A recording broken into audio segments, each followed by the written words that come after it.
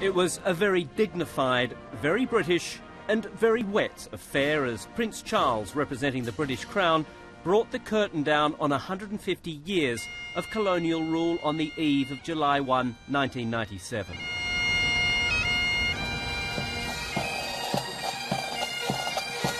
"15 years on, many things have changed in Hong Kong, but not everything. The bagpipes still skirl under the watchful eye of a British school principal at a passing-out parade for new Hong Kong police recruits.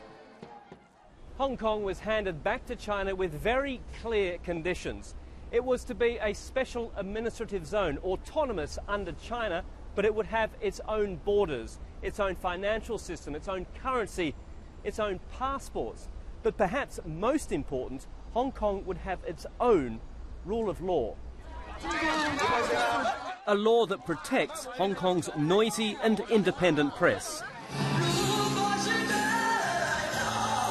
And the freedom to protest. This is the only corner of China where you'll see remembrance services for the 1989 Tiananmen Square crackdown.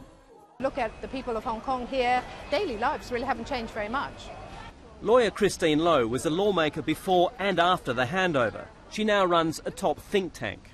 We're similar in terms of our history, in terms of the culture, but Hong Kong has a separate identity that is built on many, many years of a much freer rule of law society, and that's deeply embedded in our DNA.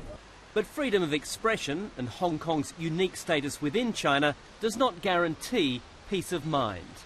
The mainland is so big, we're so small, we're a small city with 7 million people. It's easy for us to be physically overwhelmed. I think that's our fear. But China has also been a lifeline for Hong Kong. Its investment policies helping the territory weather economic storms on more than one occasion. And newly wealthy mainlanders have been arriving in Hong Kong literally in their millions, helping to keep local businesses afloat. But that's also created tensions. Earlier this year, full-page advertisements appeared in the local media, bluntly calling mainlanders locusts and accusing them of squeezing Hong Kongers out of their own hospitals and schools and driving up property prices. It's always been a love-hate relationship, I think, with the mainland. Entrepreneur Douglas Young's Goods of Desire is a unique Hong Kong chain of stores selling furniture and art with a local flavour.